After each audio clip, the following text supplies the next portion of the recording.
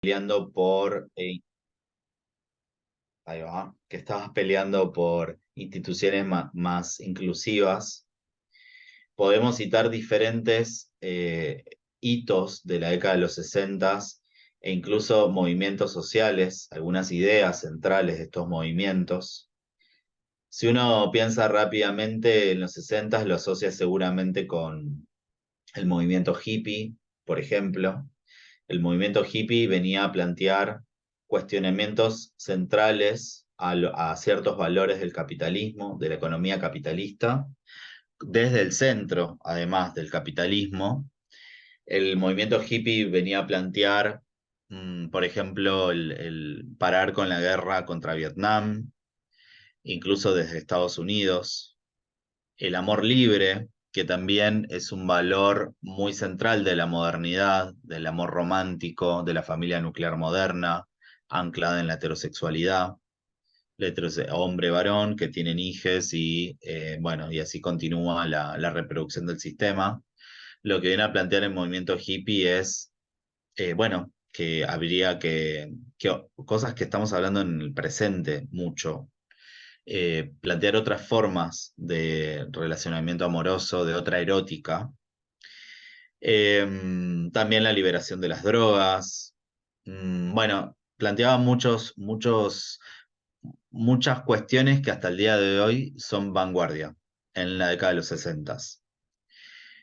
También la década de los 60 significó una alianza entre el movimiento obrero y el movimiento estudiantil muy fuerte. Acá tuvimos el Cordobazo, en México la masacre de Tlatelolco, eh, y por supuesto el Mayo francés en el 68, en la Meca, en el centro de la ciudad de París.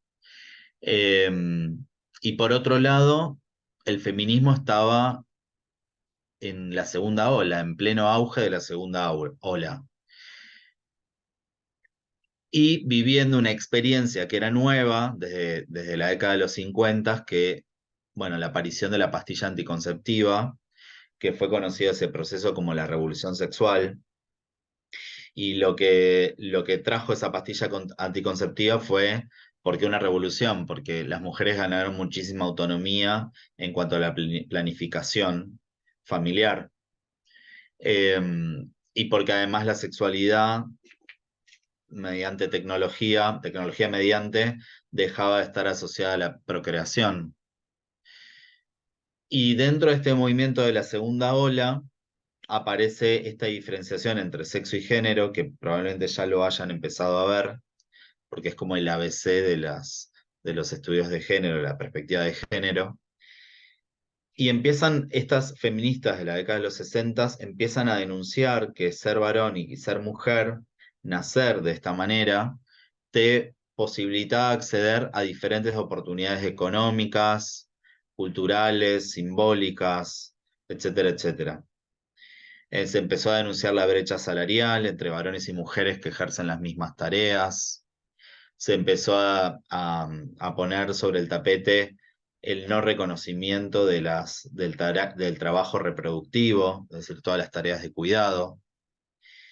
¿Y cómo se empezó a denunciar esto? Bueno, con estas dos categorías, sexo y género. El sexo, desde esta concepción, estaba asociado a la naturaleza, es decir, a la genitalidad de una persona, y el género tenía que ver con la cultura, es decir, con todas las expectativas sociales que se construyen sobre nosotros a partir de la genitalidad con la que nacemos. Es decir, si nacés con vulva, sos mujer, y como sos mujer en una cultura determinada, en un tiempo histórico específico, vas a tener que responder a ciertos mandatos sociales o vas a estar presionada por esos mandatos sociales. Si sos varón, porque naciste con pene, también te va a pasar lo mismo, va a haber otros mandatos sociales sobre vos. Pero bueno, básicamente es una diferenciación entre naturaleza y cultura, justamente porque todo lo que tiene que ver con el plano de lo cultural es transformable, es modificable. Entonces, fue muy útil esta diferenciación porque justamente lo que daba cuenta es que las personas tienen diferentes oportunidades a partir de la genitalia con la que nacen. ¿Por qué? Porque tenemos una cultura que está atravesada por el patriarcado, que reparte las oportunidades de forma desigual. Como es una perspectiva cultural, es decir, que está asociado al género, es transformable mediante política pública, en principio. Pero ¿qué pasa? En el año 1989, una, una intelectual muy reconocida hasta el presente, llamada Judith Butler, publica un libro que viene a ser un parteaguas dentro del movimiento de género y diversidad, que se llamó El género en disputa. Ahí cambia la manera, hace una crítica bastante fuerte a esta división entre sexo y género, entendido de esa manera, naturaleza y cultura, y viene a traer muchos otros conceptos y elementos, nutriéndose del psicoanálisis, de la filosofía, también de los estudios de género, para empezar a complejizar esta relación o este versus entre sexo y género. Ella, con el correr de los años, puede ser pensada como parte de la perspectiva queer. Si saben inglés, queer es una palabra que tiene en inglés, es muy peyorativa, significa raro. Es como si lo traducimos para estas tierras, podríamos decir puto, traba, torta, desviado, enfermo. Bueno, lo interesante es que la perspectiva queer se nutre del arte, del activismo feminista y de la academia. Bueno, Judith Butler venía de la academia, igual con alianzas, ¿no? Con el activismo, pero venía de la academia. Lo que hace la perspectiva queer es tomar ese concepto que es peyorativo y transformarlo en un punto de enunciación del mundo, ¿sí? Yo voy a pensar el mundo normal desde mi monstruosidad, ¿sí? Y eso es otro conocimiento, es la posibilidad de generar otro conocimiento que dé cuenta de los oprimidos, de la subalternidad, de lo que en el feminismo se llama conocimiento situado. Fue el momento donde todos los desviados de esa normalidad que provenían del arte o del activismo o de la academia pudieron empezar a construir teoría justamente para problematizar esas estructuras de normalidad que producen desigualdades. Y además, arrebatándole a esa cultura hegemónica el insulto. Porque si la cultura hegemónica me llama a mí queer o faggot, por ejemplo, es otro insulto en inglés, si yo transformo eso en un punto de organización colectiva, de orgullo, si el otro me dice queer, y sí, soy queer, ¿no? Desde ahí me construyo. Entonces ya el otro se queda sin la posibilidad de denostarme o de insultarme. Es toda una apuesta, es una reapropiación de un concepto, resignificarlo y desde ahí construir un motor y construir una perspectiva de mundo. En los últimos años, en la Argentina, sobre todo en Buenos Aires, se empezó a hablar de la epistemología traba. Diferentes trans, travestis y trans de Argentina, a la cabeza Marlene Guayar, pero no es la única, empiezan a construir categorías conceptuales para pensar el mundo que no es trans, que en un rato vamos a denominar cis.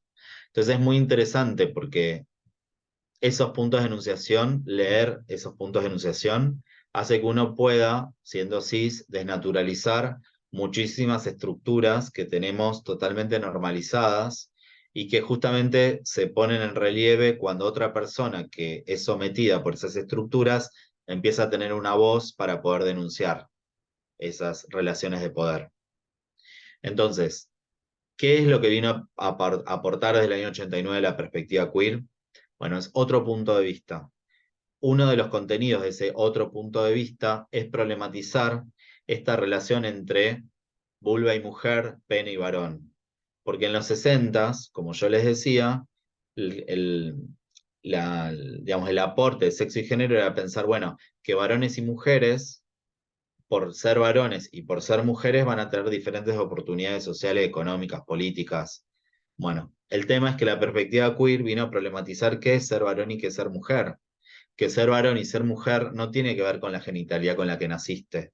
Y que el sexo no es meramente biológico, que el sexo también es una construcción política, histórica y cultural. Después voy a recuperar esta idea cuando esté hablando de uno de los subgrupos dentro de la diversidad.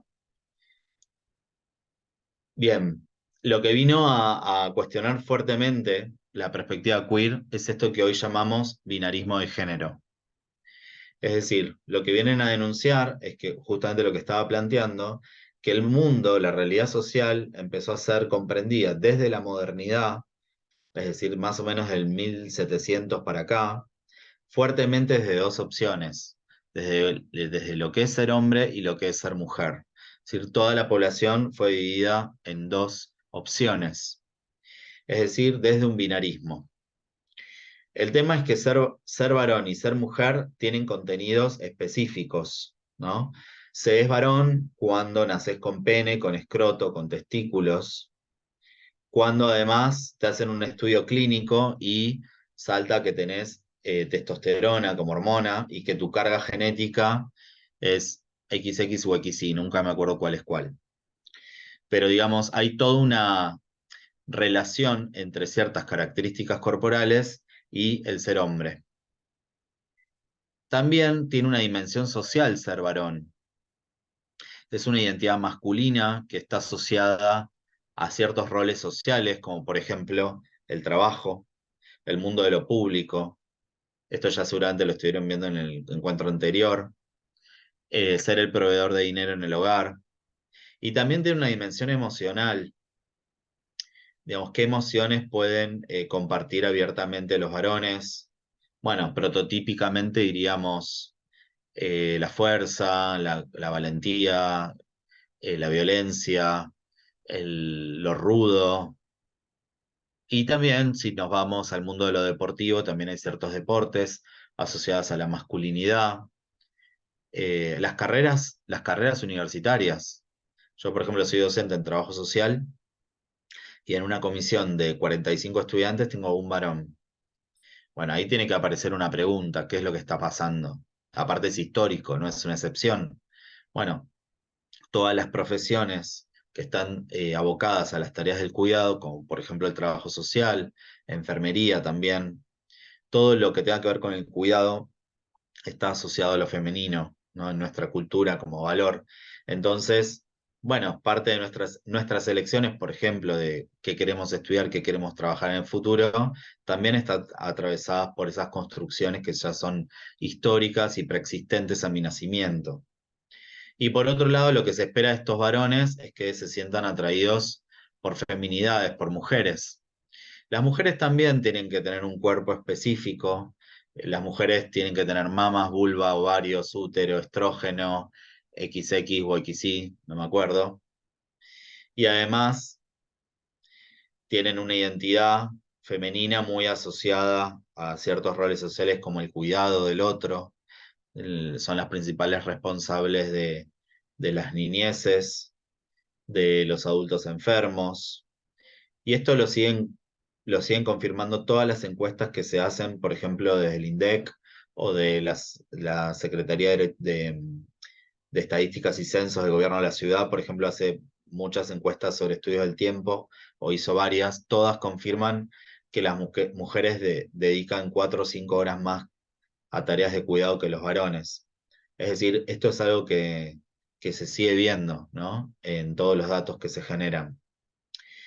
A su vez, las mujeres tienen muchas emociones habilitadas y se le asocia a la dulzura, al cuidado, al detalle. Y también estas mujeres tienen que verse atraídas por varones que cumplen con todas las características que antes mencioné. Lo que viene a ser la perspectiva queer con esta diapositiva y el concepto de binarismo de género es destruirlo, ¿sí?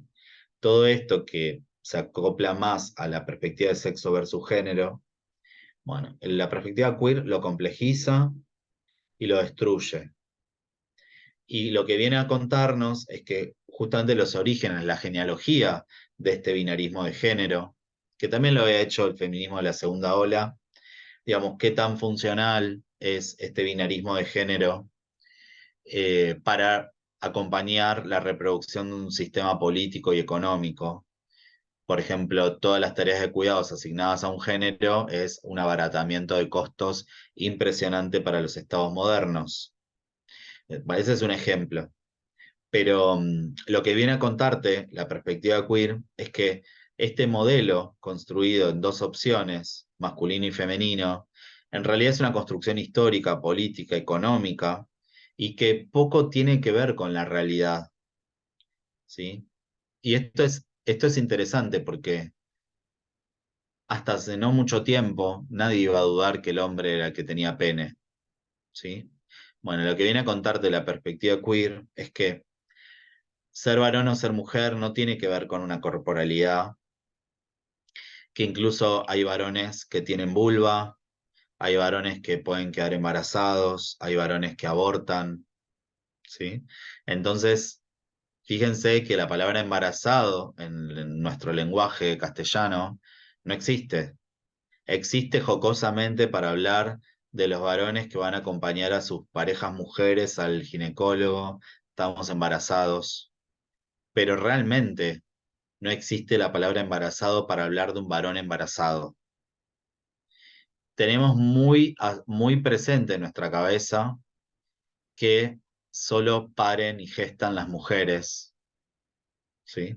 Cuando en realidad lo que se necesita para gestar no es ser mujer, sino tener un útero, bueno, y un ciclo menstrual y demás.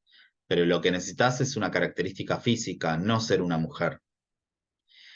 Entonces, esto cambia todo el paradigma, porque, por ejemplo, en los servicios de salud, los ginecólogos y ginecólogas tienen que recibir a varones que tienen vulva, ¿sí? Las parteras tienen que atender a varones que paren o que abortan, en el caso de ginecología. Entonces, es entender también que hay mujeres que portan pene, que tienen semen, que penetran. Eh, bueno, evidentemente hay algo del binarismo que no funcionó. O sea, funcionó muy bien durante 3 siglos, pero la verdad es que no está hablando de lo que realmente somos como sociedad. Y ni hablar de las construcciones del deseo. Digamos, este varón que gusta de mujer, mujer que gusta de varón, bueno, está a la vista que esto no necesariamente es así, muchas veces no es así. Bueno, entonces este es un gran aporte de la perspectiva queer. Este binarismo de género, que es un concepto que usamos para criticar, bueno, para problematizar cómo somos lo que somos, está anclado en un régimen que se llama heteronormatividad.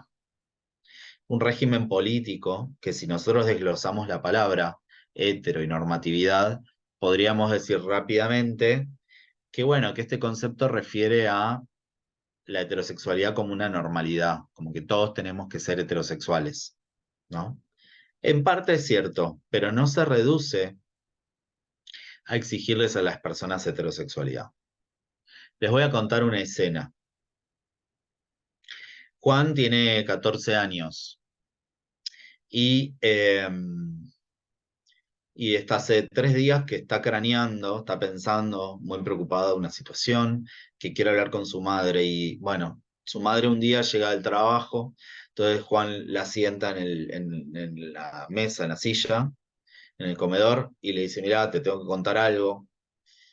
Estoy preocupado, hace 3 días que lo vengo pensando, no quiero que te sientas culpable por nada, vos hiciste todo lo posible por ser una gran madre, me diste lo mejor dentro de tus posibilidades. Lo primero que te quiero decir es que estoy sintiendo cosas que nunca sentí, y te lo comparto porque confío en vos. Y la madre le dice, sí, contame, Juan, ¿qué pasa? Y él le dice, soy heterosexual. No sé qué se habrán imaginado en la escena, pero probablemente muchos de ustedes hayan pensado que Juan iba a decir que era gay, o en todo caso que era trans. Pero, ¿qué nos quiere decir este ejemplo, esta escena? Lo que yo quiero transmitirles es que vivimos en una sociedad atravesada por la heteronormatividad, la heterosexualidad como un régimen político, y que lo que provoca eso es que en un mundo distinto al de la escena de Juan, que quienes tienen que dar explicaciones sobre quiénes son y qué les gusta, son todas las personas que por algún motivo no responden a esta heteronormatividad. ¿Qué quiero decir? Las y los heterosexuales, que representan la norma del deseo, no tienen que andar explicándole al mundo, a sus familiares, que son heterosexuales, porque es algo que se da por sentado. Y además, no corres ningún riesgo de sanción social. En cambio, las y los adolescentes, o más adultos, o las niñeces, que tienen que expresar, que saben que tiene que existir esta escena de siento a mi madre a contarle, porque todavía no llegamos al punto en el que el deseo sea algo que no haya que explicar. Todavía parece que tenemos que contarle al mundo bajo qué identidad nos identificamos, bajo qué categoría nos identificamos.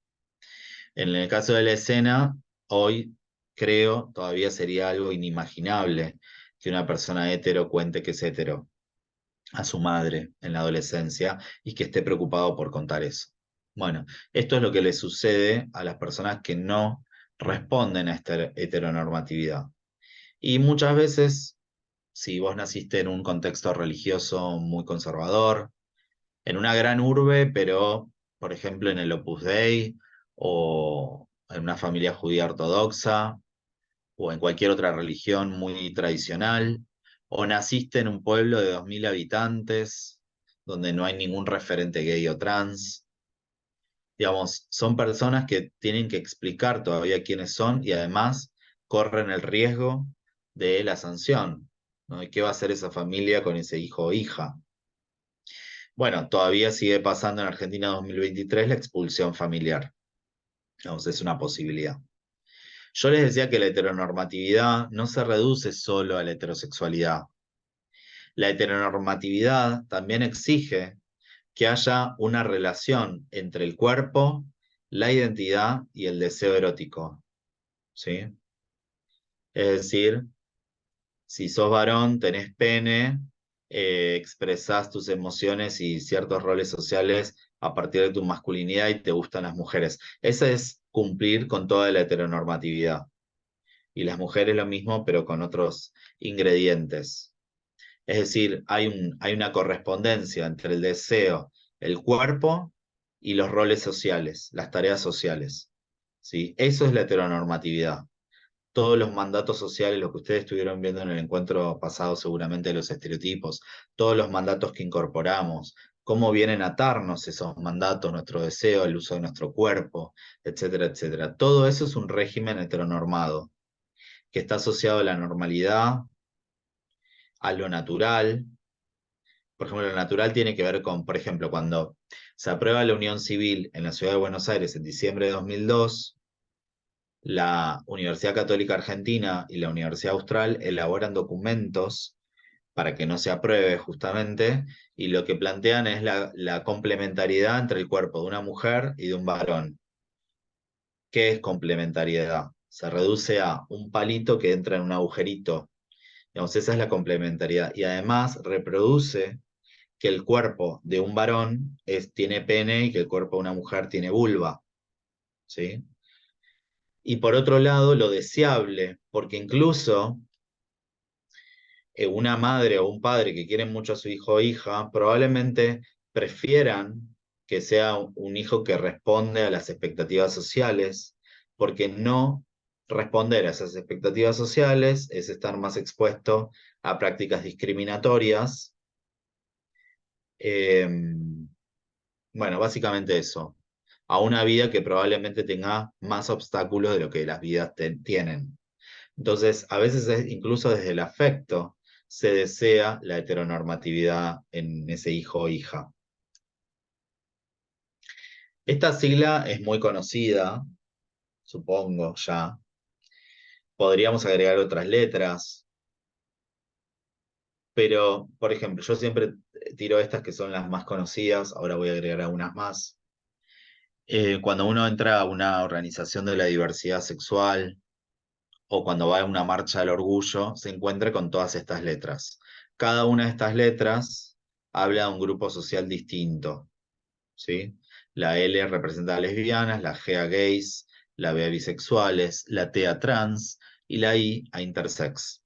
Ya voy a explicar quiénes son las personas intersex. Podríamos sumar NB, que representa a las personas no binarias. Podría sumar la Q, que representa a las personas queer. Podría colocar la letra A, que representaría a las personas asexuales.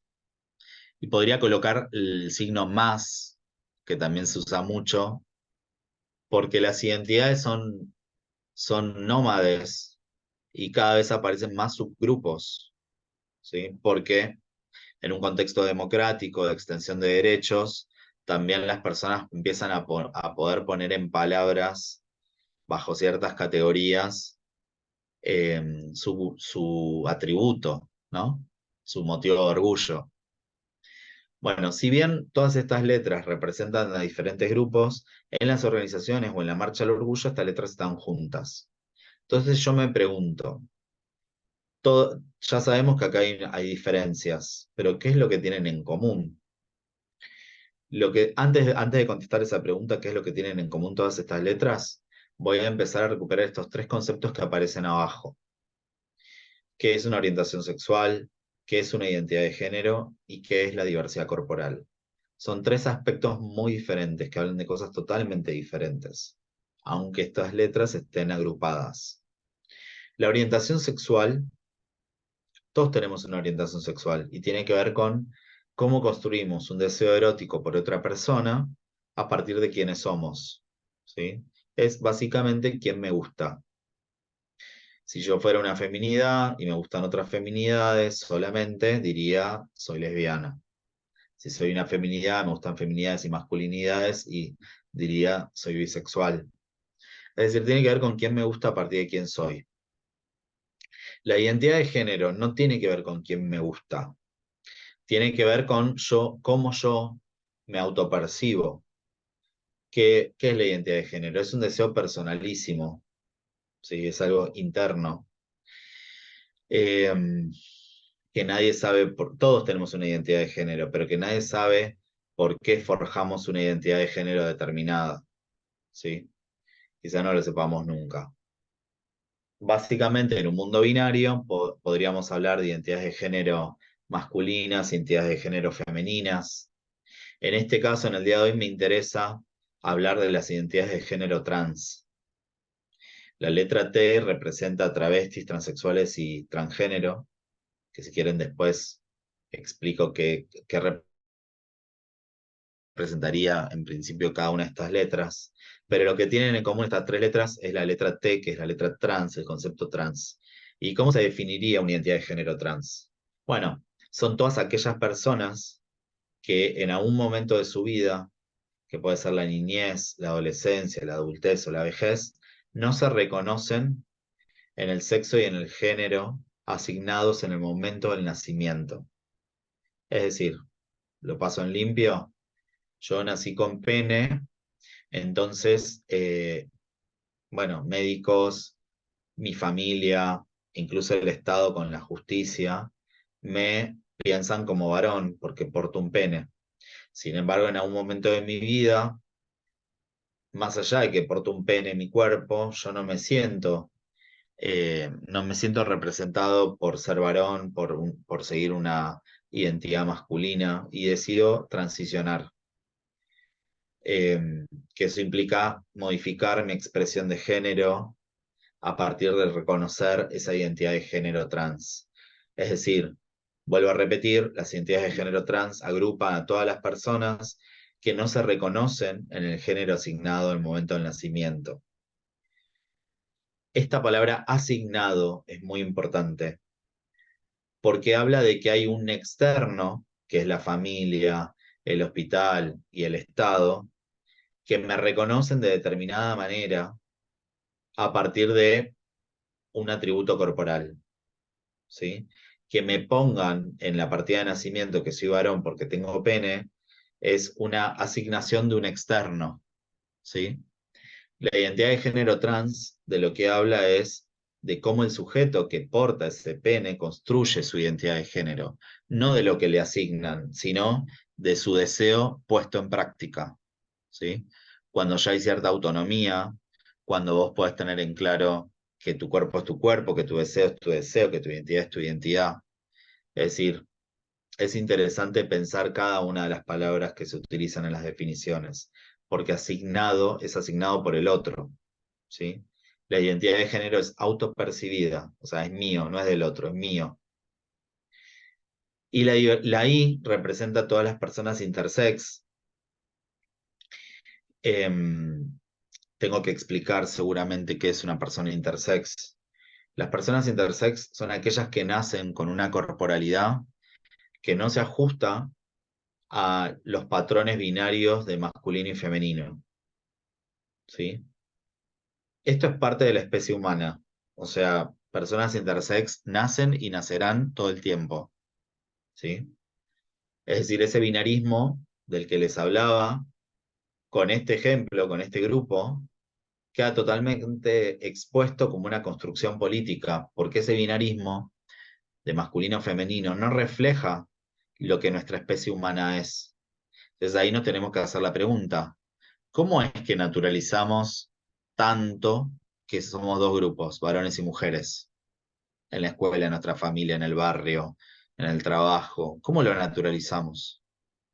Si la especie humana no es binaria, hay otras opciones, hay otras posibilidades. Las personas intersex pueden nacer, por ejemplo, con muchas combinaciones, con útero y pene, con pene, testículos y estrógeno, o sea, no tener testosterona, sino tener estrógeno, tener pene, testículos y glándulas mamarias, desarrollar pechos. Es decir, las combinaciones son todas.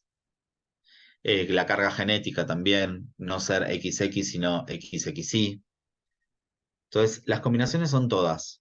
De hecho, estoy leyendo un libro que se lo súper recomiendo, que se llama Ese que fui, que la directora se llama Candelaria Yamun, es argentina, es periodista, y lo que ella cuenta es que a los 17 años descubre en el cajón de su padre fallecido una historia clínica que habla de ella.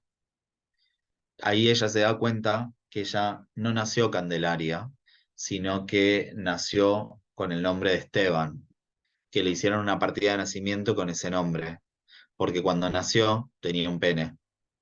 No le habían bajado los testículos, entonces ahí empezaron toda una historia de análisis clínicos.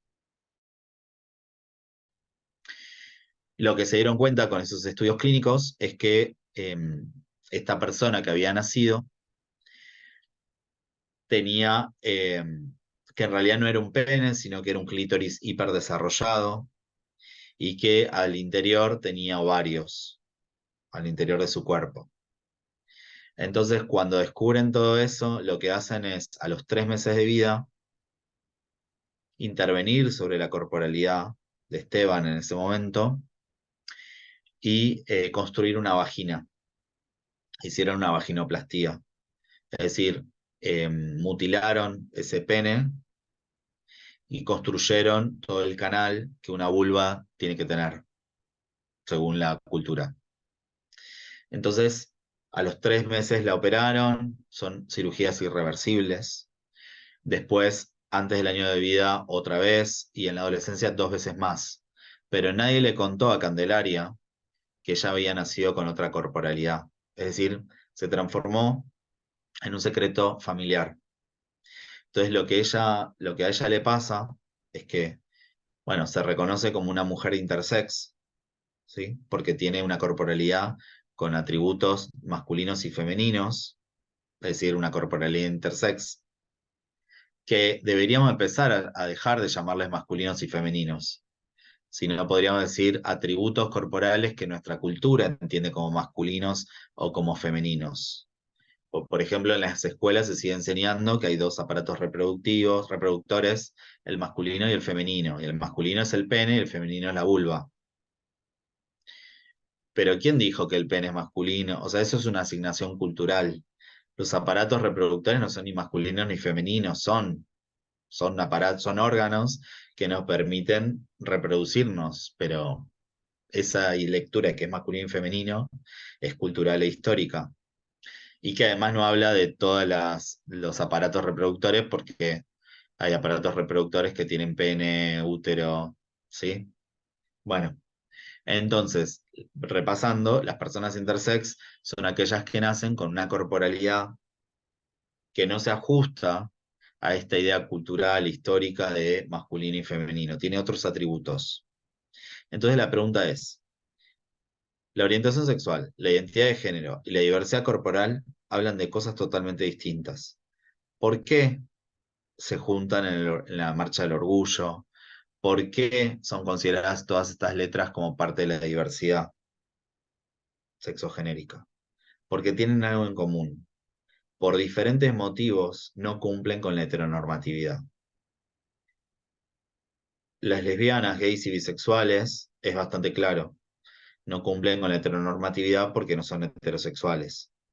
Las identidades trans tampoco cumplen con la heteronormatividad porque rompen la relación entre vulva mujer, pene varón, que es la base de la heteronormatividad. Y las personas intersex tampoco respetan la heteronormatividad porque tienen una corporalidad que no puede pensarse desde la binariedad, porque no es ni masculina ni femenina, ¿sí? Entonces, lo que tienen en común todos estos grupos es que por diferentes motivos no cumplen con esa expectativa social de la heteronormatividad. Y además, para seguir hablando de que no una cosa no se relaciona con la otra, si yo nací con una vulva y en mi adolescencia me doy cuenta que me identifico desde una masculinidad y me llamo Martín, o sea, hago el cambio registral, paso de ser Laura a ser Martín, pero el ser Martín no implica que a mí me gusten las feminidades, ¿sí? Yo puedo ser Martín, tener vulva y que me eroticen otras masculinidades. Entonces, en ese caso sería un varón trans, porque soy Martín, con vulva, y gay, porque me gustan otras masculinidades, ¿sí? Porque mi deseo erótico está construido en ese subgrupo. Entonces, ese es un ejemplo para que vean que la identidad de género no tiene nada que ver con la orientación sexual. Muchas veces se espera que este Martín, que es un varón trans, le gusten las feminidades. Y esa es otra forma de reproducir la heteronormatividad que tiene como valor la heterosexualidad. ¿Sí? Bueno, pues no. En la realidad social las cosas son más complejas y por ende más interesantes. Me voy ahora a detener en las primeras tres letras en la orientación sexual. Como ya dije, tiene que ver con cómo se construye un deseo erótico, ¿sí? Quién me gusta a partir de quién soy. Tiene que ver con las prácticas también, con los actos, ¿sí? Cómo consumo ese deseo. El tema es que no necesariamente está la práctica, porque si yo nací en un contexto muy conservador, por religión o por lo que sea, o porque nací en un pueblo, probablemente me reprima ese deseo que sienta, conscientemente inclusive, porque sé que la sanción sería muy fuerte, sería la expulsión de un territorio, de una familia, de lo que sea. Entonces, bueno, está el deseo, la práctica puede estar o no estar, pero también otra cosa que siempre está es el autorreconocimiento, es decir, cómo me miro en el espejo y digo que soy. Es decir, nadie afuera puede venir a decirme, sos gay, sos puto, o lo que sea. No, eso tiene que ser una decisión mía, tiene que partir de cómo la persona se reconoce a sí misma en público, ¿sí? Esto es un llamado de atención para no estar forzando a las personas a salir del closet o del armario porque yo creo que el otro lo es. No, hay que respetar los tiempos, las ganas, etcétera, etcétera. Así que el autorreconocimiento es un valor muy importante para pensar la orientación sexual. Acá me voy un poco a la historia y me interesa pensar desde qué discursos se construyó esta binariedad, masculino y femenino, hombre, pene masculino, mujer, vagina femenina. ¿Desde qué discursos? Bueno, por un lado tenemos la cultura, ¿no? Una cultura desde la modernidad sobre todo, que es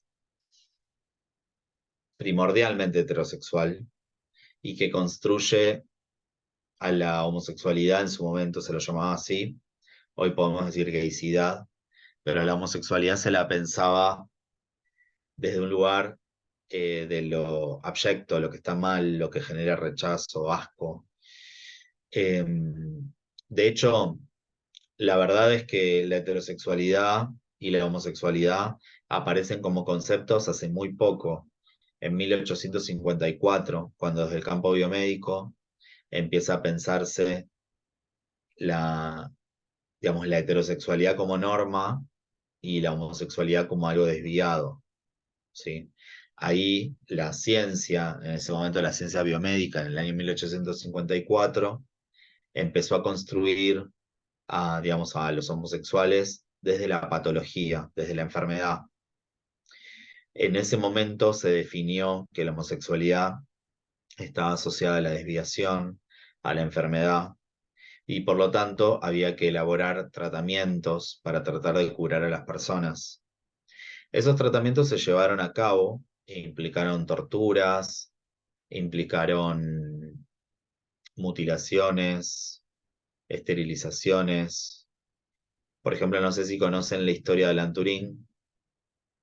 Él es el que descubre el código binario del régimen nazi y que permite que los aliados ganen la Segunda Guerra Mundial. Miren qué importante es lo que hizo. Un día va a denunciar, una mañana va a denunciar a la comisaría que un hombre fue a su casa y le robó un reloj. Entonces, la policía, ¿cómo que un hombre fue a su casa? Sí, vine a mi casa, bueno, tuvimos relaciones y en un momento desapareció el reloj, vengo a denunciar este robo. Y ahí la fuerza policial le dijo, mire, es un delito estar con otros varones. Entonces ahí él tiene que enfrentar todo un- una demanda judicial contra él por, ¿cómo se llama? Por sodomía, ¿sí? Entonces le dan dos opciones. O enfrenta un encarcelamiento como condena o se hace un tratamiento de esterilización para que él no sienta ningún deseo sexual más. ¿Qué hace él? Decide comerse una manzana envenenada y muere. O sea, de esa manera él resistió a ese discurso patológico de tratamiento. Y bueno, y después Apple, la marca, Steve Jobs, toma este caso y por eso el logo de Apple es la manzana mordida. Es la manzana que Alan Turing mordió para morir, o para resistir, mejor dicho. Yendo al tema de esto de las fuerzas de seguridad, las fuerzas policiales, también construyeron otro discurso y asociar a todo lo que se desviaba de la heteronormatividad desde lo criminal, desde la figura del delincuente, ¿sí? Entonces se iniciaron políticas de persecución, muerte, prisión, ¿sí? Oscar Wilde fue otro. Y por otro lado, el discurso religioso también, que construyó a toda esta diversidad desde la figura del pecado, ¿sí? Un pecado que, bueno, los hacía merecedores de condenas, y por otro lado, se convertían en los chivos expiatorios, es decir, pasaban a ser responsables de todos los males de la sociedad. De hecho, bueno, por ejemplo, en este documento que les decía de la UCA y del Austral en 2002, hablaban de cómo los homosexuales, si se les reconocía la unión civil, iban a destruir la familia, ¿no? El tejido familiar, que era la base de toda nuestra sociedad, ¿sí? Bueno, después vino el matrimonio igualitario, que fue peor todavía, o sea, más profundo el cambio social. Pero digo, hasta el año 2002 esta figura del chivo expiatorio sucedía. O sea, es una figura útil para pensar esto. Bueno, Lamento iba a proyectar un cortometraje que se llama El vestido nuevo. Sería interesante que lo busquen en YouTube. Voy a repasar algunas nociones para repasar quiénes serían las masculinidades o los varones trans. Bueno, aquellas personas que nacen con con una vulva, es decir, con ciertas características físicas, como una vulva, que en nuestra cultura es entendido como femenino, justamente por este binarismo, y en algún momento de sus vidas, niñez, adultez, adolescencia, vejez, se reconocen en una identidad de género masculina, ¿sí? Y las feminidades trans o mujeres trans es al revés, son aquellas personas que nacen con un pene, que le asignan entonces el cuadradito del sexo masculino, le ponen nombre de varón y en el momento de su vida deciden transicionar hacia una feminidad, ¿sí? Bueno, antes de meterme en esta segunda parte, ¿tienen alguna pregunta para hacerme?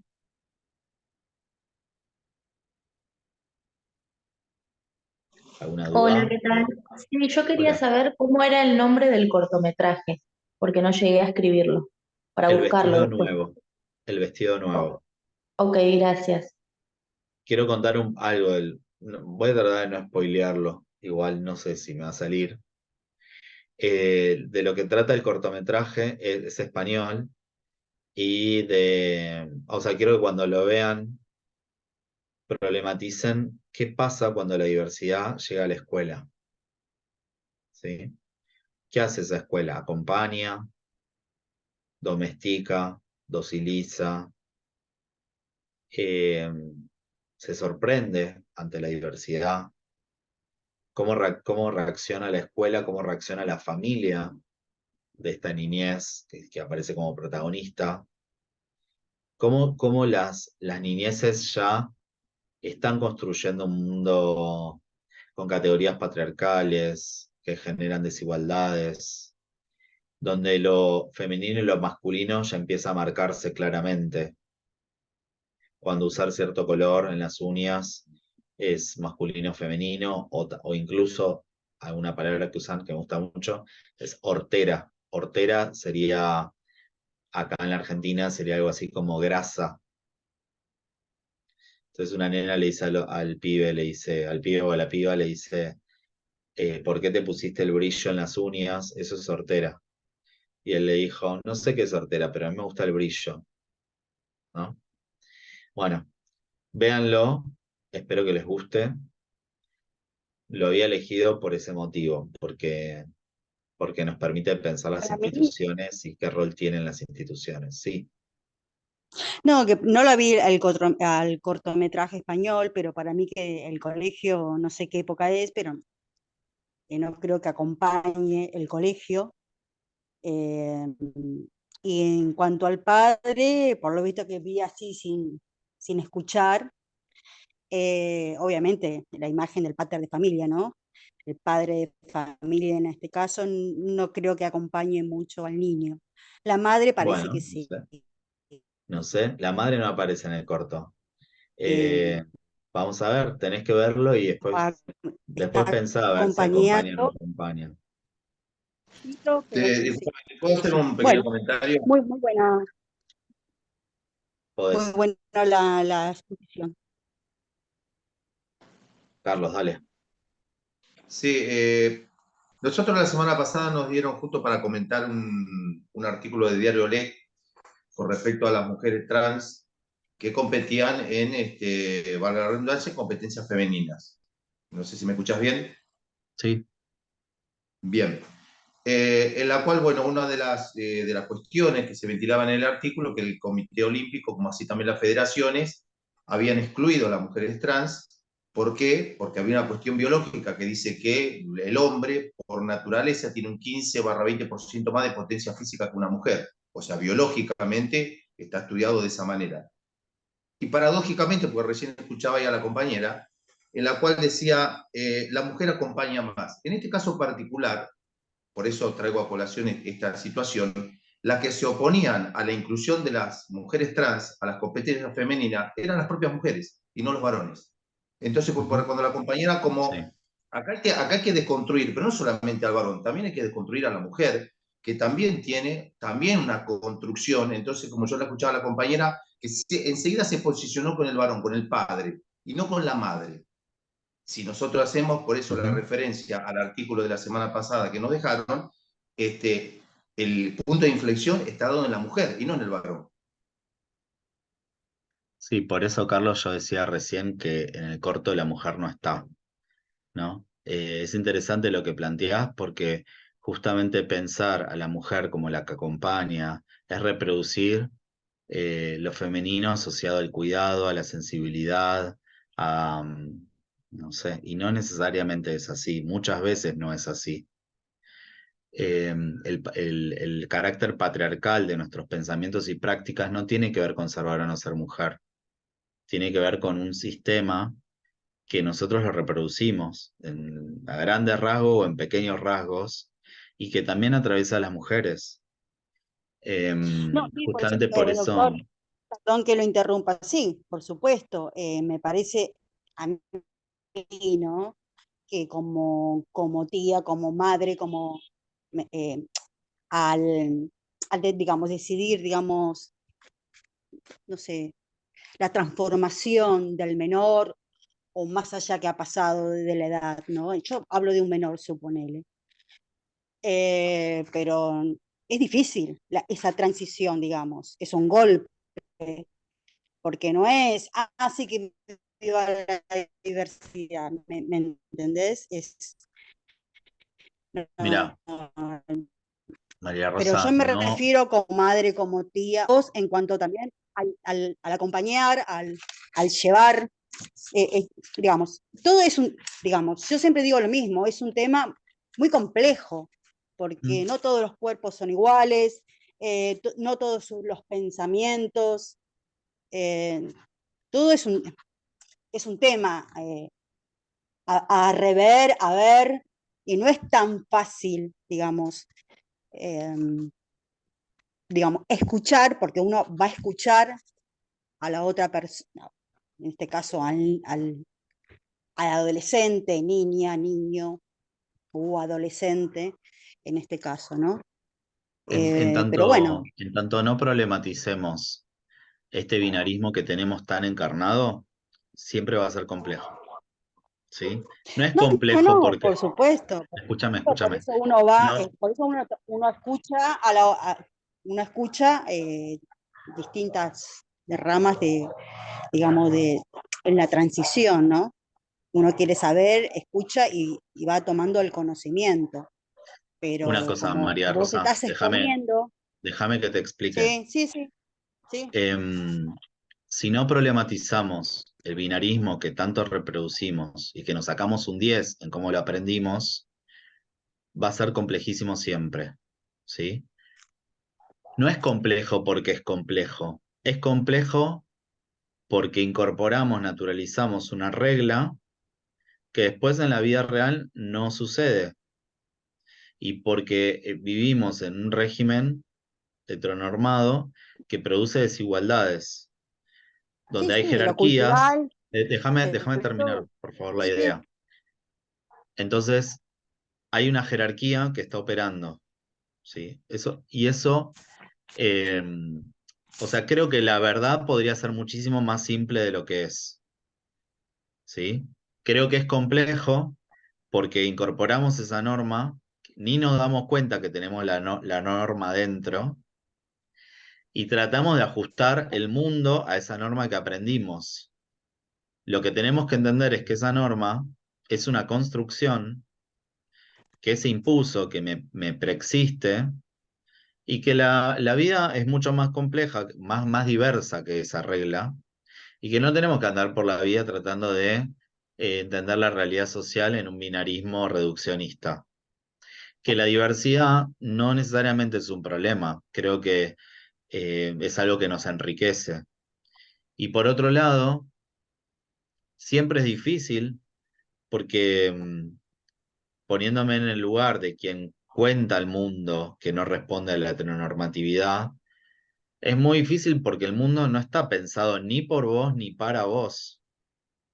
Entonces vas a tener que armar un camino con tus nuevos aliados, seguramente, porque no, muchas veces los caminos no son solitarios, pero vas a tener que enfrentarte a un mundo que no está hecho para vos. ¿Sí? Entonces, en ese sentido es difícil. Y lo que traía Carlos es re interesante porque no está resuelto el tema. Lo que sí podemos pensar es que, por ejemplo, hay una atleta africana, intersex, que el COI, el Comité Olímpico Internacional, la obliga a bajar su testosterona que tiene naturalmente en su cuerpo para que compita en forma leal, ponele entre comillas, con sus compañeras mujeres. Esa atleta ganó varios oros en diferentes Juegos Olímpicos. Cuando el COI dictamina eso, que ella tiene que ajustar su corporalidad a la normalidad, es decir, a tener ciertos patrones de testosterona, o sea, bajarla, tener más estrógeno y demás, que solo lo iba a poder hacer con un tratamiento hormonal, ella decide retirarse de su profesión. Ella decide, no tengo por qué intervenir mi cuerpo, que mi cuerpo naturalmente es así, y es parte de lo que puede pasar con las corporalidades humanas. Entonces, el COI lo que está haciendo es justamente reproducir esta idea binaria de la corporalidad. ¿Sí? Es exigir que los cuerpos se ajusten a lo que la humanidad construyó como masculino o femenino. Pero me parece interesante la resistencia de esta atleta, con todo el costo emocional que le ha traído, porque tuvo que parar su carrera profesional, los laureles que había cosechado, todo el esfuerzo de toda su vida, ¿sí? Pero resistiendo, esta es mi verdad, mi cuerpo es este, no tengo por qué intervenirlo ni ajustarlo a nada. Pero bueno, me parece que parte de la deconstrucción es dejar de pensar al varón como el malo, la mujer como la Tiene que dulce y ver con buena, y ver, empezar a ¿no? complejizar todo mucho más, ¿sí? Que el patriarcado no es patrimonio de los varones, ¿sí? Que, bueno, y que desde las feminidades, bueno, se reproduce mucho de las prácticas y valores patriarcales. ¿Alguien más quiere decir algo, alguna pregunta con respecto a lo que fui presentando hasta recién?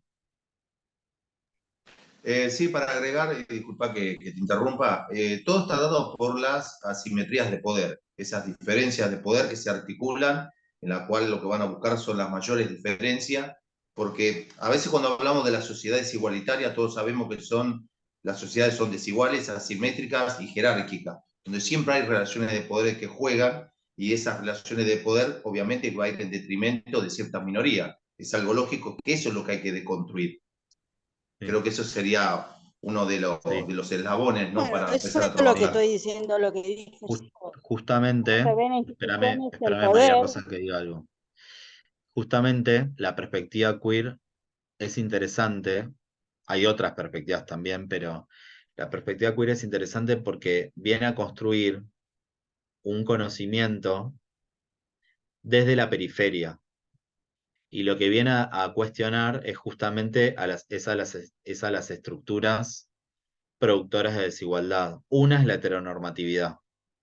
Podríamos pensar la clase social. Hay diferentes estructuras que producen desigualdades. Entonces me parece interesante esto de justamente, no hay que estudiar a la diversidad, al chiquitito que está desviado de la norma. El mayor esfuerzo no tiene que estar ahí. para entender por qué se desvió. ¿Es genético o es aprendido? ¿No? No, lo que hay que hacer es estudiar a la estructura que produce desigualdades. Solo en el momento en que pongamos la pregunta en la estructura, existe la posibilidad de que esa simetría se reduzca. No soy tan eh, idealista de pensar que las jerarquías van a desaparecer, pero sí al menos que se reduzcan. Y una de esas estructuras productoras de desigualdades es la heteronormatividad. En pensar la heterosexualidad como un régimen político. ¿Sí? Desde ahí se construyen muchísimas desigualdades. E incluso, Carlos, las desigualdades muchas veces pensamos que están sobre la minoría, ¿no? Pero la minoría no es solamente cuantitativa, porque, por ejemplo, las mujeres son mayoría cuantitativamente, ¿no? Sin embargo, podemos pensarlos como una minoría en el sentido de que están en una posición subalterna en muchísimos aspectos, ¿sí? ¿Alguien más tiene alguna pregunta? ¿O continúo y después retomamos? Bueno, continúo.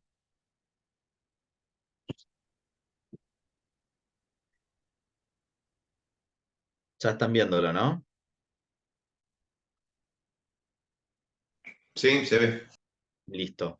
La identidad de género. Voy a presentar los principales rasgos. Es una ley que se aprobó en el 2012, ¿sí? Hace poco se cumplieron 10 años, en mayo de 2012. Bueno, el año pasado. Es una ley que a nivel internacional es considerada una ley de vanguardia, porque tiene algunas características muy distintas a otras leyes de identidad de género. Ya existían leyes de identidad de género antes del 2012 en otros países, pero esta ley, la ley argentina, tiene algunas particularidades que la convirtieron en la primera ley con cierto atributo que ahora les voy a contar. En ese sentido, se construye como una ley de referencia que empezó a ser emulada por otros estados. Voy a contar básicamente por qué se la considera una ley de vanguardia. Bueno, en primer lugar, es una ley que es construida desde las organizaciones sociales, es decir, desde las bases, y no es que desde arriba se construyó, sino que desde una historia de activismo, obviamente con asesoramiento legal, asesoramientos teóricos. Bueno, se construyó esta ley. Esa es una característica importante para destacar. Tiene que ver con la lucha social de los movimientos. El aspecto principalísimo que hace que esta sea una ley de vanguardia es que es la primera ley de identidad de género a nivel global que no patologiza. Es decir, no categoriza a las personas trans como enfermas y a partir de esa enfermedad poder acceder a derechos para poder atenuar esa enfermedad. Suena fuerte decirlo así, pero hasta el día de hoy, los manuales de psiquiatría, que son materiales que circulan a nivel global, consideran o perciben, construyen a las identidades de género trans desde la patología, que tiene diferentes categorías que fueron cambiando. La que más se utiliza es disforia de género, y está pensado como una categoría diagnóstica dentro de los desórdenes mentales, ¿sí? Entonces, la idea es, en la mayoría de las leyes, bueno, este grupo desarrolló una patología que le provoca mucho dolor, entonces lo que tenemos que hacer es atenuar ese dolor reconociendo la identidad legal y muchas veces exigiendo una transformación corporal. La ley de identidad de género argentina rompe con todo eso. No considera que las personas trans sean enfermas y que a partir de eso merecen derechos, sino que parte de una idea de que no hay nadie mejor que uno para saber quién uno es. Esta idea sale de los principios de Yogyakarta. Yogyakarta es una ciudad del sudeste asiático y en el 2006 o 2007, no me acuerdo, se organizó una reunión en el marco de la Organización de Naciones Unidas, donde por primera vez se elabora a nivel internacional una definición de qué se entiende por identidad de género y qué se entiende por expresión de género, que son dos conceptos distintos. La identidad de género es definida como el deseo personalísimo de la persona y que se autopercibe desde ese deseo personalísimo. La expresión de género tiene que ver con cómo esa identidad se expresa en la vestimenta, en los modales, en la forma que manejamos el cuerpo en sociedad.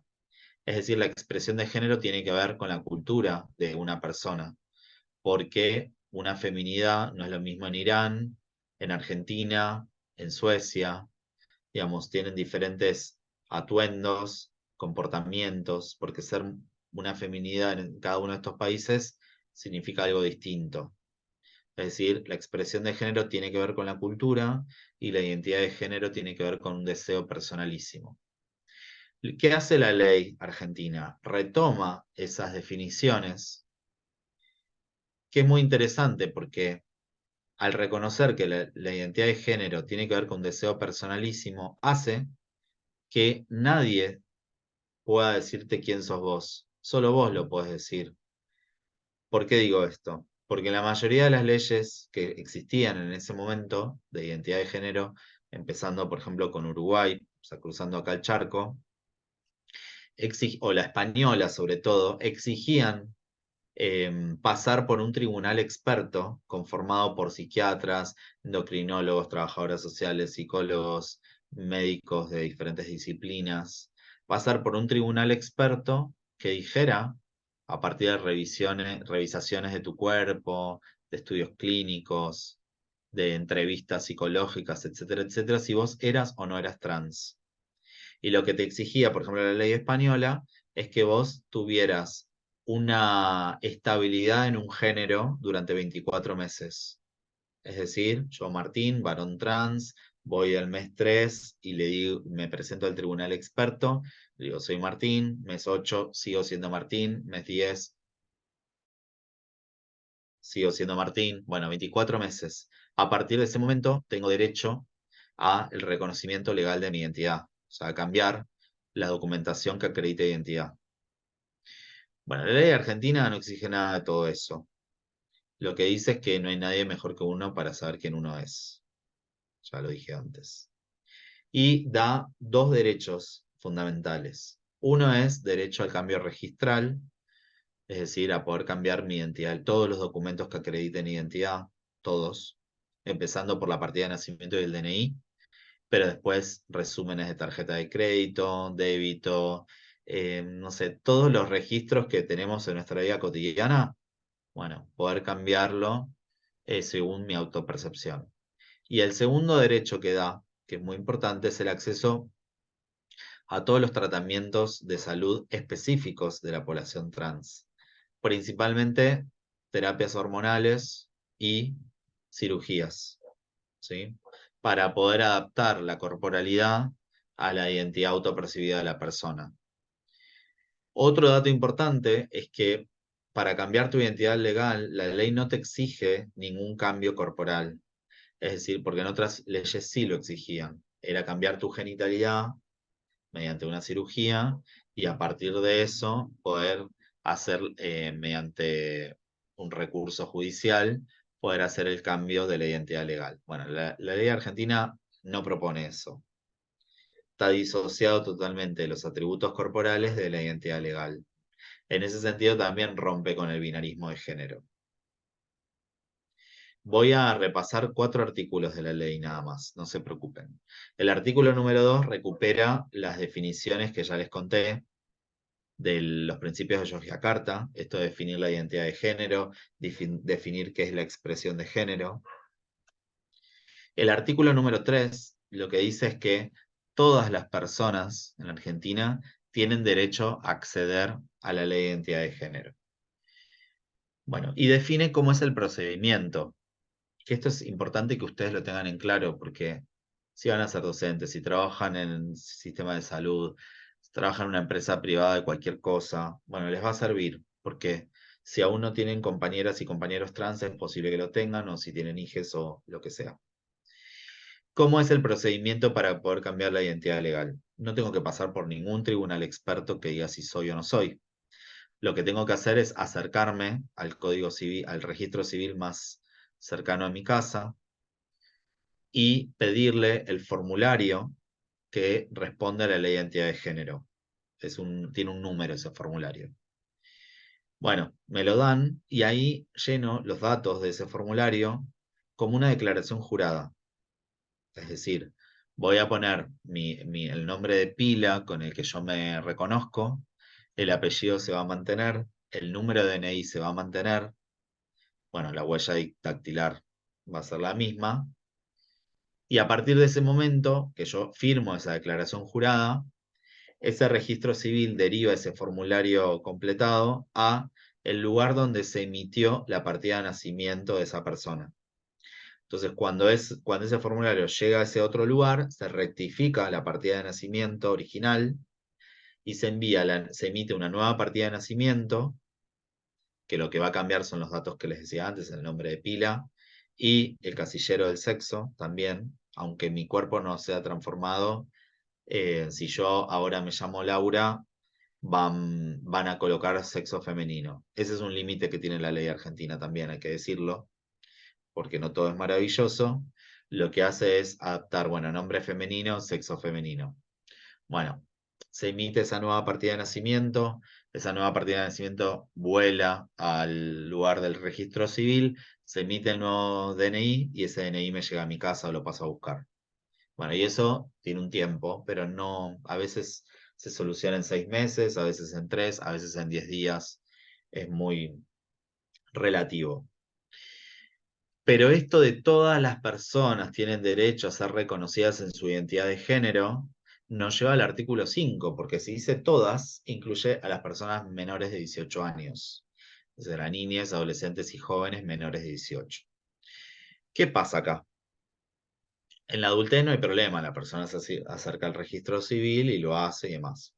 Cuando la persona tiene menos de 18 años, el procedimiento es igual pero distinto. O sea, es una declaración jurada también, a través del mismo formulario, pero como es menor de edad, tiene que estar acompañado o acompañada de un adulto responsable, que puede ser su familia, o puede ser el abogado del niño. ¿Qué es el abogado del niño? Es del niño, niña o adolescente. En cada provincia o en cada municipio se llaman de diferentes maneras, pero es una figura que existe, que lo que hacen es promover los derechos, el interés superior del niño, niña o adolescente. Más allá de cómo se llame en cada provincia o municipio, lo que tenemos que saber es que lo que acá se está defendiendo es ese interés superior de esa minoridad, de esa persona menor de edad. Si acompaña a la familia, buenísimo, siempre va a ser mejor. Pero aun cuando la familia no acompañe porque no está de acuerdo, por lo que sea, lo que tenemos que saber es que ese adolescente o niña tiene derecho por encima de su familia, porque tiene que ver con su identidad y porque tiene que ver con el interés superior del niño, niña, adolescente que Argentina se comprometió a promover cuando firma el Tratado de San José de Costa Rica en 1994. Pero claro, si la familia no acompaña, quien tiene que acompañar esa demanda es este representante legal, el abogado del niño, niña o adolescente. ¿Sí? Entonces esto lo tenemos que tener bien claro. No es, eh, voy a preguntarle a la familia a ver qué piensa. No, esto es, obviamente siempre es bueno generar un diálogo y demás, que la familia acompañe, y si no acompaña al principio, tratar de que acompañe, etcétera, etcétera. Pero si eso no sucede, tengo que saber que acá hay un derecho, ¿sí? Que tengo que tratar de promover. Muchas veces se piensa, por ejemplo, cuando se implementa la ley de educación sexual integral, la escuela le consulta a la familia. No, digamos, la ESI no propone la autorización de la familia porque se trata de un derecho de las niñeces y adolescencias a acceder a la misma información. Es el derecho a la información.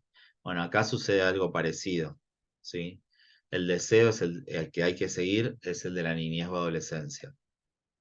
Y el artículo 12 es muy interesante porque promueve el trato digno, ¿sí? Nuestro lenguaje castellano es muy binario. A, o, el, la. los adjetivos, los nombres, los sustantivos. En otras culturas, por ejemplo, en la cultura mapuche, los nombres están desgenerizados. Un nombre no significa ni masculino ni femenino, es una palabra que representa una idea, ¿sí? En cambio, en nuestro lenguaje castellano, sí, digamos, este binarismo atraviesa también el lenguaje. Entonces, ¿qué es lo que se debe hacer? Lo que dice la ley de identidad de género es que siempre hay que respetar la autopercepción de las personas. Ese trato digno tiene un registro escrito y un registro oral. Bueno, el registro, vamos a empezar por el oral. Cuando estamos en una escuela, en un lugar sanitario, en la fábrica o en donde sea, y hay una persona trans, lo que tengo que hacer es defender ese trato digno. Y por ejemplo, si estamos ante Rita Gorosito, bueno, es tratar a Rita desde una feminidad, es hablar de la, es todo con a, y así. Y además, lo que dice la ley es que aquellos espacios institucionales que están generizados, varón o mujer, que principalmente son los baños, los vestuarios, eh, bueno, habría que pensar, las clases de educación física muchas veces en las escuelas están generizadas. Bueno, cuando existen esas cuestiones, Rita tiene por ley derecho a ir al baño de mujeres, ¿sí? ¿Por qué? Porque hay que respetar su identidad autopercibida. Y en el trato escrito, acá es un poco más complejo porque hay dos posibilidades. Supónganse que Rita modificó su identidad legal. Entonces, se viene a inscribir al UNPAS. Bueno, yo estoy en la ventanilla, recibo el DNI de Rita, dice Rita, bueno, Rita Gorosito, listo. Se inscribió como Rita Gorosito. Pero Rita, en otra situación, supónganse que es chilena, que de hecho es chilena, Daniela Vega, es la actriz de la película Una mujer extraordinaria o fantástica, no me acuerdo. Bueno, ella es chilena, se mudó hace 2 meses a la Argentina y todavía no tiene la documentación legal. O ya tiene el DNI, la visa precaria. Entonces, ese primer DNI argentino que tiene no dice Rita, dice el nombre que estaba en el documento chileno. Entonces, ¿qué hago yo como administrativo del UNPAS? Recibo a Rita y en su documento dice Juan Gorosito. Entonces, lo que tengo que hacer es, cuando tengo que inscribirla, es anotar Rita, entre paréntesis, la inicial del nombre de pila que está en el DNI, ¿sí? El apellido es el mismo, sexo femenino, porque acuérdense que el nombre tiene que tener concordancia con el sexo, ¿sí? Quizás en el futuro Rita tenga, porque para poder acceder al cambio de identidad legal en Argentina, primero tenés que tener el DNI definitivo. Si tenés la visa precaria y el DNI precario, el transitorio, no puedes hacer todavía el trámite. O sea, Rita tiene que vivir unos años en Argentina, unos meses, para tener el DNI que le habilite a poder ponerse Rita haciendo el trámite en la Argentina. Entonces, este es el caso como más complejo, ¿no? Que siempre genera dudas, cómo inscribir a las personas que no modificaron su identidad legal por X motivo. Puede ser el caso de una inmigración, pero también puede ser porque la persona desconoce la ley, o porque no tuvo tiempo de hacerlo, o porque respeta el nombre que su padre y madre le asignaron al nacer, ¿sí? También pasa mucho eso. Por un estudio que se hizo, aproximadamente el 30% de la población trans no modifica su identidad legal. Entonces, bueno, es un desafío cómo la institución tiene que responder a esa realidad y cómo inscribir a las personas respetando siempre su autopercepción. Entonces, la forma que se encontró es esta. Rita, entre paréntesis, nombre de pila que figura en el documento, Gorosito, sexo femenino. Si estuviéramos en una escuela, todos estos documentos implican registros escritos, el boletín de calificaciones, las clases de educación física, Rita debería ir con las chicas. El título analítico se tiene que elaborar respetando la identidad autopercibida. No es que el DNI mata a lo que la persona dice, al revés. Lo más importante es la autopercepción de la persona Y después el DNI, porque el DNI tiene datos importantes como por ejemplo el número, ¿sí? Y el apellido. Pero autopercepción mata DNI. Esa sería como la fórmula. Los títulos analíticos tienen que responder a la identidad autopercibida de la persona. El libro de asistencias también tiene que respetar la autopercepción, los cuadernos de comunicaciones. Es decir, todo documento de una fábrica, de un organismo público, de una escuela, todo documento escrito que siempre aparecemos en listados, tienen que reconocer a Rita como Rita, más allá de lo que diga su DNI. ¿Sí? Y esto es responder a esta idea que tiene la ley de identidad de género de, bueno, defender a capa y espada la identidad autopercibida de la persona. Esta idea de que no hay nadie mejor que uno para saber quién uno es. Bueno, siendo la hora que es, acá les dejo mi correo electrónico y bueno, a ver, abro el diálogo. Si tienen alguna pregunta, si algo les sorprendió. Martín, Eh, disculpa. Sí, Maida, dale. ¿Qué tal? Yo soy profe de media y trabajo en un instituto católico. Tengo una estudiante que ya se acercó desde el principio de año a manifestarme que ella no es ella o no se siente ella, sino que es Federico. Pero mi pregunta en realidad es, vos lo que venís narrando es si la familia acompaña, creo que una de las compañeras también preguntó qué pasa cuando la familia no acompaña y cómo nos acercamos, o sea, cómo accionamos, porque en el colegio se habló con la psicopedagoga de tratar de sensibilizar a los padres, ellos no están de acuerdo, pero como es religioso, la vicaría nos puede venir encima, entonces ¿cómo accionamos en ese caso? Sí, más allá de que en el uno a uno yo lo trato como Federico, tampoco puedo en el aula expresar que no es más Charo, sino que Federico, porque todo es en ese término. O sea, yo sí lo puedo tratar, que me cuesta de ratos también como intentar cambiarme a ese binarismo que tengo de lenguaje, pero ¿cómo se lo acompaña? Porque tiene problemas obviamente de ansiedad, tiene problemas con el Mm. sueño, o sea, tratamos de acercarnos a los padres desde ese lugar, pero siento como que estamos un poquito imposibilitados porque no, el colegio dijo, hasta acá vamos a llegar con la sensibilización, pero no podemos hacer nada más. Mirá, ¿Hay alguna yo, recomendación, yo, digo, en ese yo caso? antes les dije, no tengo respuestas para todo. Estoy imaginando una respuesta, la estoy construyendo en este momento. Yo creo que las intervenciones sobre lo social siempre tienen un rasgo de, de lo casero, de lo individual de cada situación, de ir intentando diferentes caminos. Es un desafío a la creatividad para poder hacer de la vida de Federico algo más lindo, que no es un momento fácil, seguramente para él, ni una circunstancia fácil. Lo que yo intentaría hacer, bueno, obviamente con la familia siempre mantener un diálogo, pero que la alianza es con Federico. Entonces, la vicaría no puede hacer nada porque, digamos, hay derechos acá, así que ese temor lo iría bajando y en todo caso, si dicen algo, bueno, será una charla que hay que tener. Yo puedo ofrecerme a ayudar en ese proceso con la vicaría si hay que dar una charla o lo que sea, para que entiendan el marco legal, la situación y demás. Esto que vos decías, no puedo abrir respetar su identidad ante el resto del curso.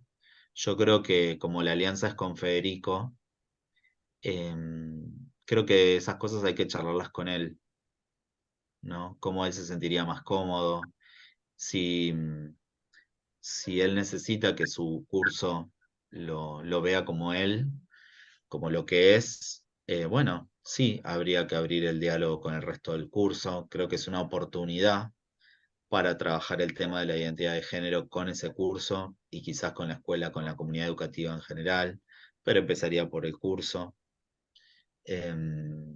seguramente Federico ya tiene aliados en ese aula.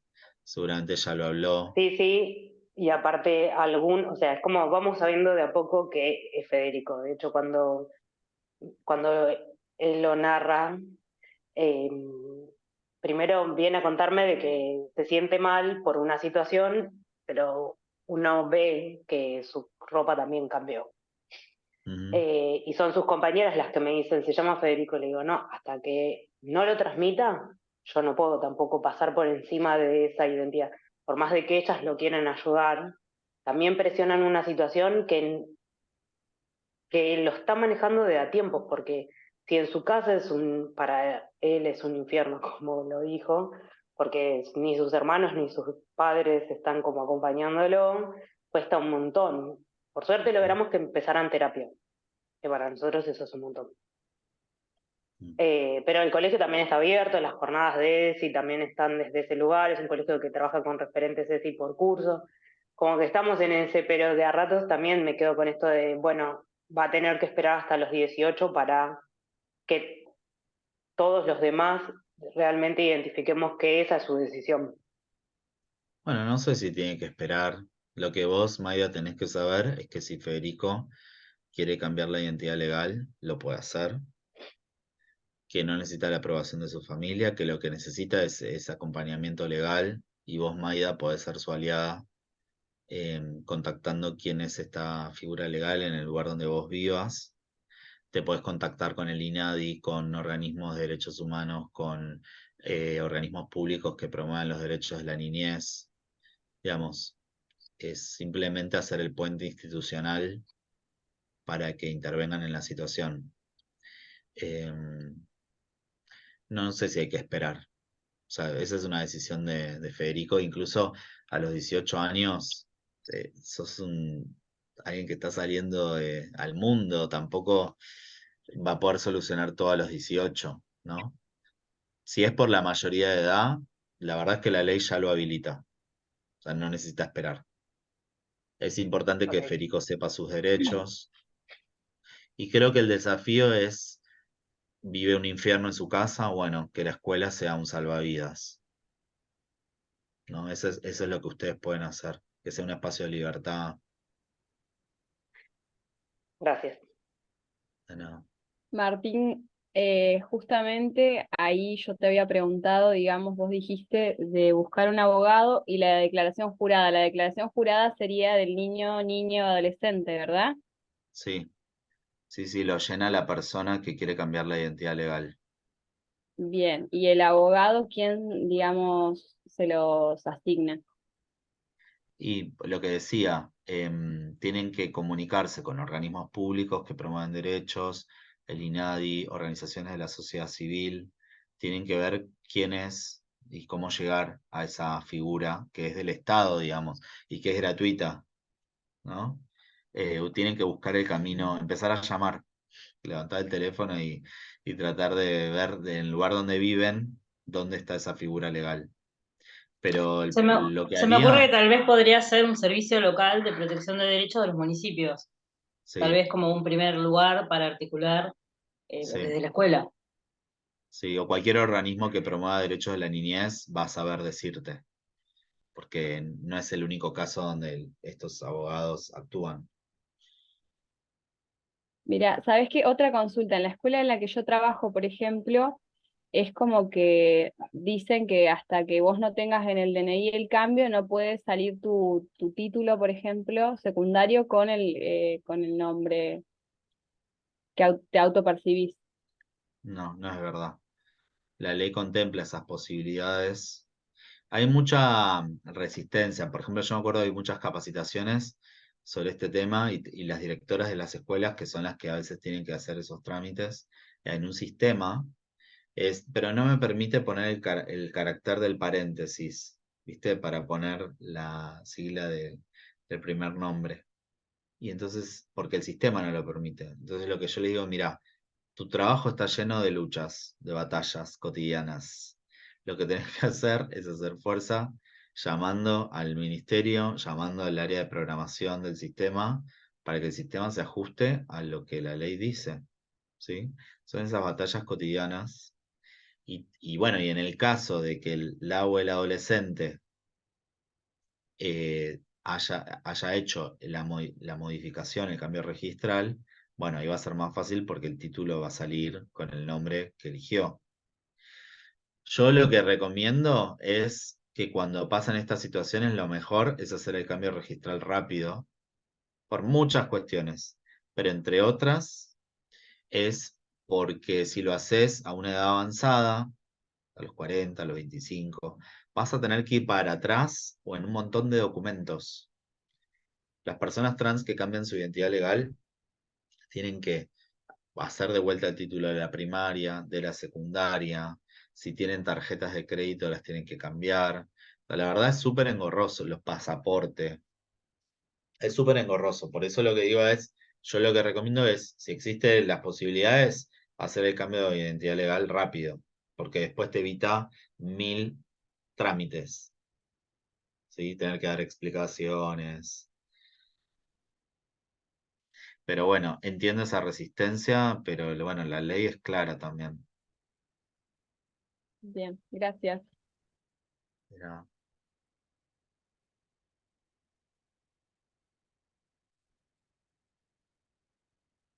¿alguna pregunta o comentario más?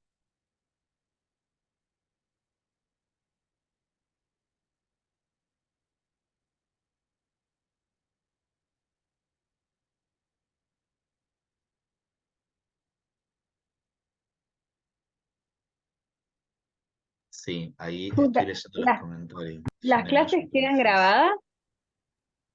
Sí, las clases quedan grabadas y son subidas al campus. Bien, porque me perdí la primera parte. No te perdiste mucho.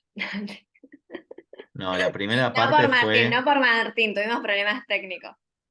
se escucha, no se escucha, estábamos así. No, igual al final esa grabación se paró, Sí, así después que esa retomamos. no la... Sí, sí, sí, sí. ¿Aparece en el chat alguna pregunta más? No, ¿no? No. Comentario. Ah, ok. Bueno, espero que sean Yo, buenos. yo quería, no sé si es una pregunta por ahí que se llama una reflexión, no sé si está bien. En un momento dijiste que la perspectiva o las teorías queer construyen un conocimiento situado, eso fue lo que vos expresaste. Digo, y ese, no sé, pensaba, ese conocimiento situado supongo tendrá que ver con las experiencias, con lo que nos pasa por el cuerpo, por los sentimientos, bueno, o lo que les pasa a las personas que están transicionando y bueno, y están en esa situación, pero también un poco relacionándolo con lo que decía la compañera, con lo que nos pasa a nosotros que también tenemos que acompañar esas situaciones y que no, que también tenemos que construir un conocimiento, porque por ahí ni siquiera sabemos cómo acompañar, digamos, entonces es necesario construir esos procesos, eh, partir de una base, estar segura y acompañar a las personas para, digamos, también en lo que les pasa a ellos y lo que nos pasa a nosotros en el no saber a veces cómo, ¿no? Y a partir de una experiencia por ahí más particular o más individual, de construir la coyuntura o lo más estructural del sistema. Como relacionaba eso, y no sé si lo entendí bien, a esto del conocimiento situado, que me parece súper interesante porque también el conocimiento hegemónico tiene una lógica eh, que también es binaria, que también viene de los varones, por decirlo de alguna manera, que nos han transmitido desde ese lugar, y que quizás esto puede ser algo diferente, ¿no? Desde ese lugar, me parece que no es tan hegemónico, no es tan objetivo, sino que siendo situado nos pone en un lugar, nos posiciona, digamos, y nos hace sentir cosas y nos hace mover desde estos espacios donde nosotros por ahí estamos y tenemos que acompañar a personas y a veces no sabemos cómo. Bueno, voy a contar un poco el origen de la perspectiva del conocimiento situado. Gracias, María Marta, por la intervención. El conocimiento situado es algo que vino a proponer el feminismo en la década del 60-70, otra vez volvemos a esa década, las feministas, las mujeres feministas del sur de México, que eran descendientes o eran mexicanas, que se las conoce como chicanas, empiezan empiezan a cuestionar los aportes de las feministas blancas que se estaban formando en las universidades de gran prestigio, las universidades hegemónicas de Estados Unidos. Entonces, ellas lo que empezaron a poner ahí en tela de juicio es que estas feministas privilegiadas, blancas, de clases medias, de universidades privilegiadas o hegemónicas, estaban hablando de la mujer como si esa figura de la mujer incluyera a todas las experiencias. Entonces, lo que ellas vienen a plantear es, no pueden ustedes hablar de nosotras porque ustedes no son pobres, no están racializadas,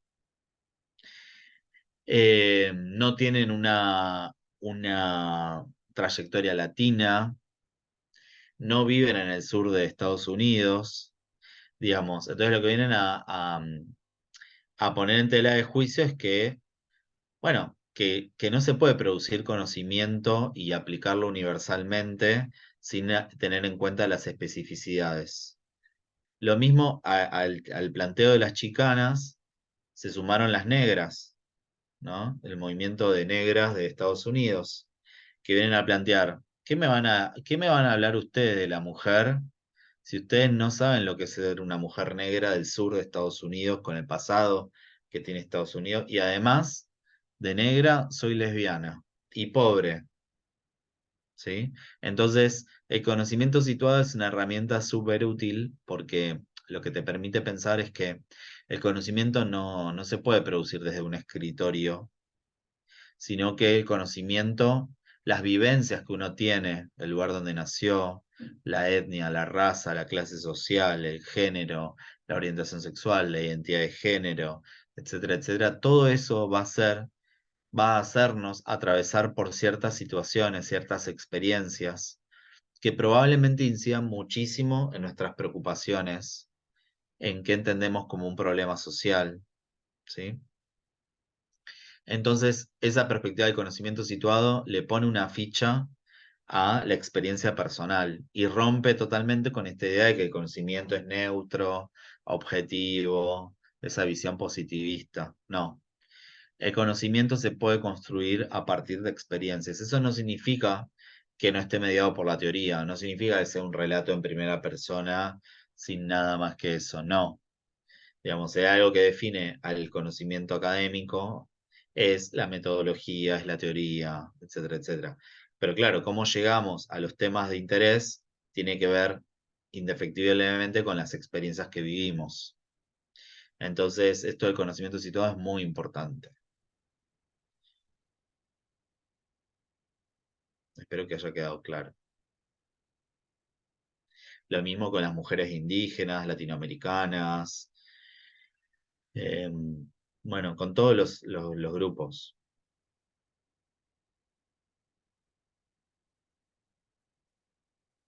¿Alguna pregunta más? ¿Comentario?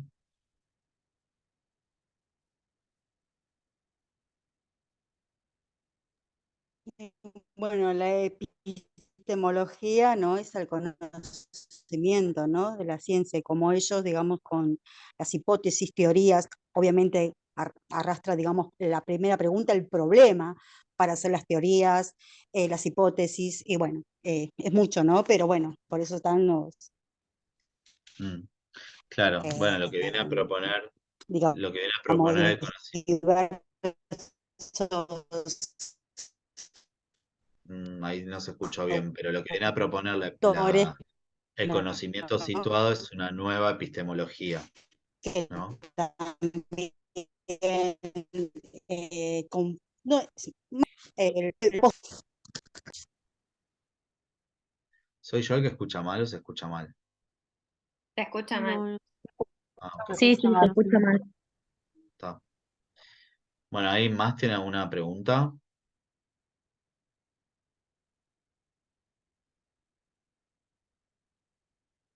Bueno, Fíjense, el material audiovisual ayuda mucho a deconstruir, a tener otras herramientas. Fíjense en ese material que les compartí, que el capítulo 4 o 5, no me acuerdo, hay toda hay como películas, series, cortometrajes que ustedes pueden ver para poder informar, para poder construir una nueva mirada y poder ver otras cosas, ¿sí? Creo que a veces lo audiovisual, lo artístico nos permite pensar mucho. Bueno, muchísimas gracias, Gracias. Martín. La verdad que un honor tenerte en la diplomatura. Así que mil gracias. Disculpen a todos por los inconvenientes técnicos del principio. Los videos los vamos a estar subiendo mañana en la plataforma virtual.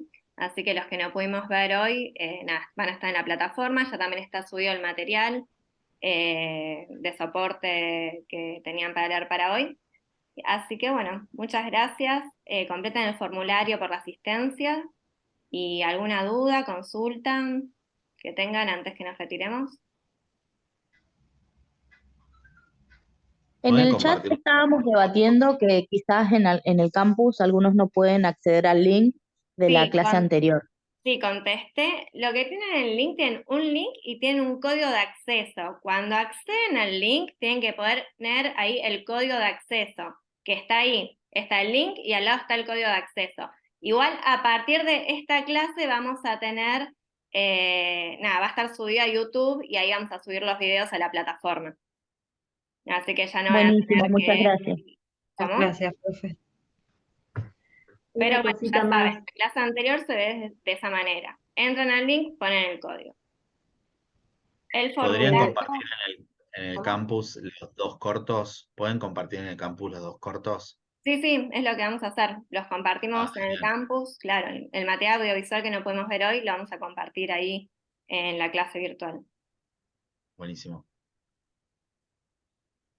No, la pregunta que quería hacer a nivel también del campus es que los foros se abren los lunes de la clase asincrónica y se cierran los domingos porque me quedé sin el primer foro porque fui el domingo a la noche y estaba cerrado ya. Es de lunes a domingo. Sí, es la semana de cursada asincrónica. Consulta, ¿dónde está el formulario de licencia? Está en el chat. Ahí lo volvemos a pasar. ¿Se lo pasás de nuevo, Cassandra? Vale. Porque yo estoy grabando. Con respecto a la clase anterior, no se preocupen porque no había formulario de asistencia. Yo le puse la asistencia, descargué el chat y le puse la asistencia a todos los que estaban presentes. Así que ya está de la clase anterior, la asistencia. No se preocupen por eso. ¿Alguna otra duda, consulta?